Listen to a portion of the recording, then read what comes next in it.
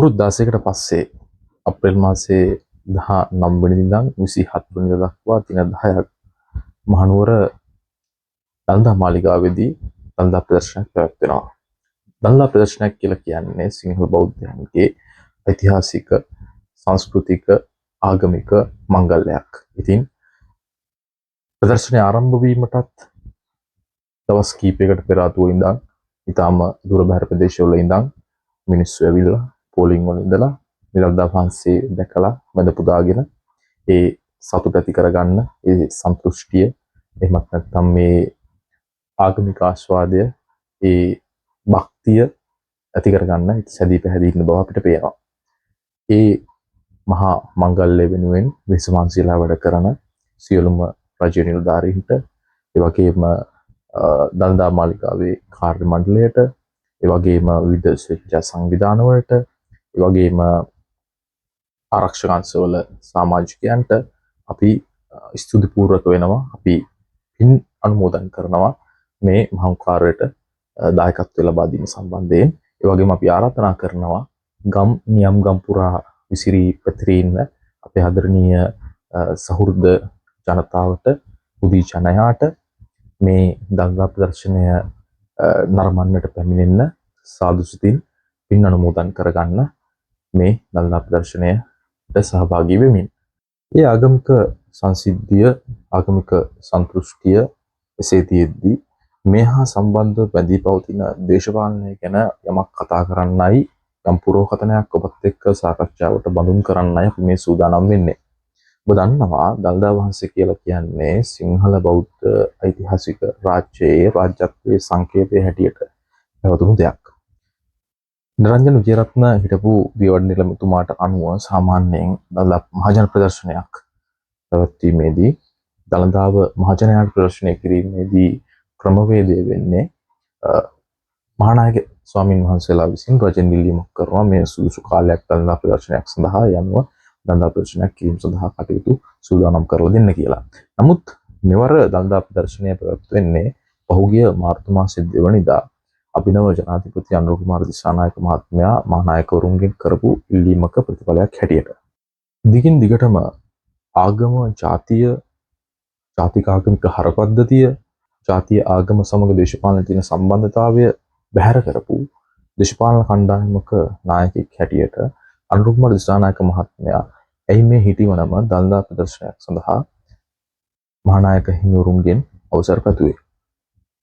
අපිට බැලු බැලමට පේන්න තිබෙන දේ නම් රාජ්‍ය බලය ලබා ගැනීමෙන් අනතුරුව රටේ ප්‍රධාන ජනවර්ගය සහ ප්‍රධාන ආගම වෙන සිංහල බෞද්ධ මේ මහා සංස්කෘතිය තුල පෝෂණය වන ගැමි ජනතාව දිනා ගැනීම සඳහාත් තමන් මේ රටේ සම්ප්‍රදායට අනුකූලව කටයුතු කිරීමට සූදානම් බව හුදී ජනයාට ඒත්තු ගැන්වීම සඳහාත් අනුර කුමාර දිසානායක මහත්මයා මේ ආකාරයේ උපක්‍රමයක් තෝරන්නට ඇති කියලා. නමුත් ඒක හුදු ජනප්‍රියතාවය වෙනුවෙන් ගත්තු තීරණයක් පමණක්ද? අපේ නිරීක්ෂණය සහ අපේ පුරෝකථනය වෙන්නේ කිසිසේත්ම මේ හුදු සිංහල බෞද්ධ ජනමානස දිනා ගැනීම සඳහා සිංහල බෞද්ධ ජනමානස තුල ජනතායක පෙරමුණ ජාතික ජන බලවේගය සිංහල බෞද්ධ විරෝධී අස්ථානයක පිහිටා ඉන්න බවට තියෙන මතය යම්තාක් දුරකට ඉවත් කිරීම සඳහා දරන ප්‍රයත්නයක් විතරක්ම නෙමෙයි. එහෙනම් මොකක්ද මේ තුල අපි කියවා ගත යුතු නොපෙනෙන නමුත් දේශපාලන ආරංචි මාර්ග ඔස්සේ ලැබෙන තොරතුරු වලින් ඒ වගේම නිරීක්ෂණ වලින් අතීත පූර්වාදර්ශ තුලින් අපිට මේ සම්බන්ධයෙන් ලබාගත හැකි පුරෝකථනය මොකක්ද? ඔබ දන්නවා ජාතික ජන බලවේගය රජයේ උන්ගේ මැතිවරණ ව්‍යාපාරය තුල සහ උන්ගේ අභ්‍යන්තරය තුල උන් සාකච්ඡා කරපු ප්‍රධාන කාරණයක් තමයි මේ රටේ ව්‍යවස්ථා වෙනස් කිරීම සඳහා උන් කටයුතු කරන බව. ජනාධිපතිවරයාත් ඔහුගේ ඇමති මණ්ඩලයේ සමාජිකයනුත් ඔවුන්ගේ ජනවර්ම සඳහා පිටුවහලක් පිටු බලයක් ලබා දීපු කාඩිනල් මැල්කම් රංජිත් උන්වහන්සේ කොළඹ කේන්ද්‍ර කරගත්තු රාජ්‍යමය සංවිධාන අරමුදල් මත යැපෙන ඒ සිවිල් සමාජ ක්‍රියාකාරකයින් මේ සියලු දෙනා ඔහුගේ කාලය තිස්සේම කතා කරමින් යනවා තමන් විසින් නිසකයෙන්ම ව්‍යවස්ථා සංශෝධනයක් ගෙනීමට නියමිත බව. ඔවුන් දිගින් දිගටම කියන දෙයක් තමයි දැනට පවතින ව්‍යවස්ථාවේ තියෙන ප්‍රධාන දුර්වලතාවයක් වෙන්නේ මේ ව්‍යවස්ථාව තුළින් මේ රටේ සිංහල බෞද්ධ උරුමය ව්‍යවස්ථාපිත පිළිගෙන තිබීම සහ ඒ පිළිගැනීම තුළින් සිංහල බෞද්ධ සංස්කෘතියට දේශපාලන බලයක් ලැබීම. එතකොට මෙන්න මේක ව්‍යවස්ථාවෙන් ඉවත් කිරීම ඔවුන්ගේ ප්‍රමුඛ අභිලාෂයක් බවට පත් වෙලා තියෙනවා. ඒ වගේම ඔවුන් හොදාකාරවම දන්නවා Tamanට ලැබිලා තියෙන්නේ 140ක ජනවරමක් විතරයි. මේ ජනවරම ඉතාම ලෙහෙසියෙන් අපස්සට හැරෙන්න පුළුවන්. ඒ වගේම ඔවුන් දන්නවා Taman යම් කිසි අවස්ථාවකදී මේ ව්‍යවස්ථාපිතව සිංහල බෞද්ධයාට හිමි වී තිබෙන උරුමය ඒ දේශපාලන බලය අහිමි කිරීම සඳහා ව්‍යවස්ථා වෙනසකින් ඒ බලය අහිමි කිරීම සඳහා Taman සූදානම් වෙන ඕනෑම මොහොතක විට මේ රටේ භික්ෂුන් වහන්සේලා ප්‍රමුඛ හුදී ජනතාවගේ දැඩි ප්‍රතිරෝධයක් එල්ලවීමට නියමිත බව. ඒ අනුව ඉදිරියේදී ඒ ව්‍යවස්ථා සංශෝධනය කියන සංසිද්ධිය මත ප්‍රතිරෝධයක් ඇති වෙද්දී ඇතිවෙන ප්‍රතිරෝධය සමනය කර ගැනීම සඳහා දැන් පටන්ම ක්‍රියාත්මක වෙන දේශපාලන ප්‍රොපගැන්ඩාවක තවත් එක් අදියරක් තමයි මේ දළදා ප්‍රදර්ශනය.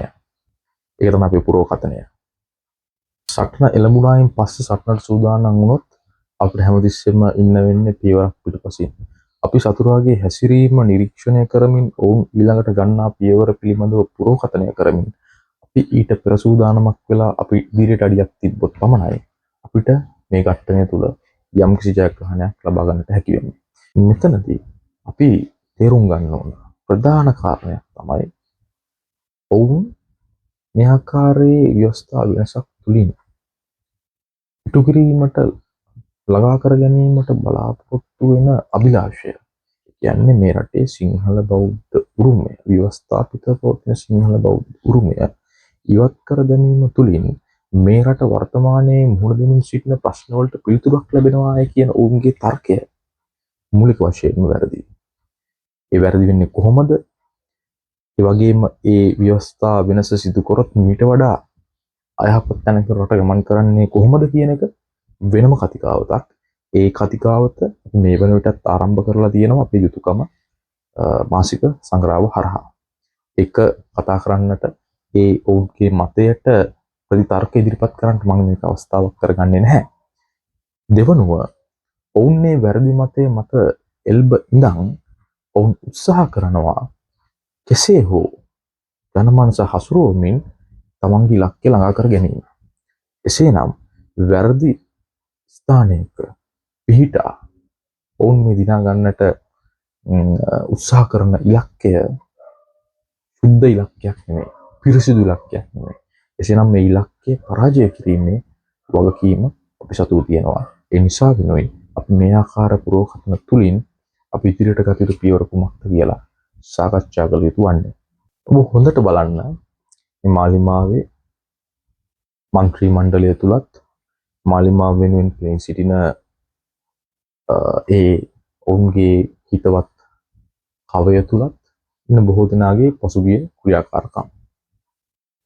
ඒ තුලින් ඔවුන් ප්‍රකට කළේ ඔවුන් මේ රටේ සිංහල බෞද්ධ උරුමයට සංස්කෘතියට සම්ප්‍රදායන්ට සහ මුලින්ම විරුද්ධ බව සහ ඒවා පසුගාමී තත්වයන් හැටියට සලකන බව. නමුත් මේ සියලු පිරිස් අමල්ලි ෆොන්සේකාගේ ඉඳන් ජගත් මනුවරණ හරහා හර්නි අමරසූරිය දක්වා වූ මේ පිරිස සියල්ලම ජනාධිපතිතුමා විසින් එක්වනම ඇති කරගත්තු සිංහල බෞද්ධ කම ගැන ඉතාමත් නිහඬ පිළිවෙතක ඉන්නවා. ඒ වගේම මාලිමාව විසින් ක්‍රියාත්මක කරන මාලිමාව වෙනුවෙන් ක්‍රියාත්මක වෙන සමාජ මාධ්‍ය බලකාය වුණත් මේ ජනාධිපතිතුමාගේ හදිසි හැරීම පිළිබඳව දක්වන්නේ ඉතාමත් නිහඬ පිළිවෙතක්. වෙන පාලන සමයක මෙවැනි දළදා ප්‍රදර්ශනයක් යම්කිසි පාලකෙක් විසින් කරන්නට උත්සාහ කරා නම් ඔබ දන්නවා එවැනි මොහොතක මේ තුලින් විශාල ධනය නැස්වීමක් සිද්ධ වෙනවා. මේ තුලින් විශාල පාසල් ගන්නක් වසාදාමල් සිදු වෙලා තියෙනවා. මේ තුලින් පාරවල් සාදාල මිනිස්සුන්ගේ ජීවිතයට බලපෑම් මෙල්ල වෙලා තියෙනවා. ආදී වශයෙන් තර්ක නගමින් මෙවැනි තත්වයක් වෙනි දන්දා ප්‍රදර්ශනයක් එවකට පැවැත්වුණා. වෙනත් රජයක් විසින් මාලිමාවේ හැසිරීම කොයි ආකාරයෙන්ද කියලා ඔබට තේරුම් ගන්නට පුළුවන්. ඔබට අතීතයෙන් මතක නැහැ. එහෙනම් මේ ඔවුන්ගේ මේ නිහඬවීම දැන් පාසල් ගන්නවා වසාදාලා තියෙනවා. පාරවල් වසාදාලා තියෙනවා. හරි ජන ජීවිතය අඩහ වෙලා තියෙනවා එක්තරා විදිහකින් ඔවුන්ගේ අර්ථකථනයට අනුව. නමුත් ඔවුන් නිහඬ පිළිවෙතක් අනුගමනය කරනවා. එසේනම් මේ නිරීක්ෂණ ඔස්සේ අපිට පැහැදිලිව තේරුම් ගන්න පුළුවන් මොවුන් මේ ඉන්නේ නාගතයේදී ඔවුන්ගේ ක්‍රියාකාරීත්වය නිසා ඇතිවෙන්නට නියමිත ප්‍රතිරෝධය සමනය කර ගැනීම සඳහා දීර්ඝකාලීන ප්‍රචාරක වැඩපිළිවෙලක්. දන්දා ප්‍රදර්ශනය ආරම්භන්නට යන්න, දන්දා වහන්සේ වෙන පුදා ගන්න, දන්දා වහන්සේගේ ආශිර්වාදය ලබා ගන්න, දන්දා වහන්සේ වැඩ පුදුමින් ඔබටත්, ඔබේ පවුලටත්, ගමටත්, රටටත් ආශිර්වාදය ඉල්ලන්න. නමුත් අනාගතයේදී ඇතිවීමට නියමිත උදුරු ගැන දැනුවත්ව සිටිමින් ඒ උදුර ජය ගැනීම සඳහා එක්ව කටයුතු කරන්නට අධිෂ්ඨාන කරගන්න. ඔබ සියලු දෙනාට තුන් දළදා සමිඳුන්ගේ පිටයි.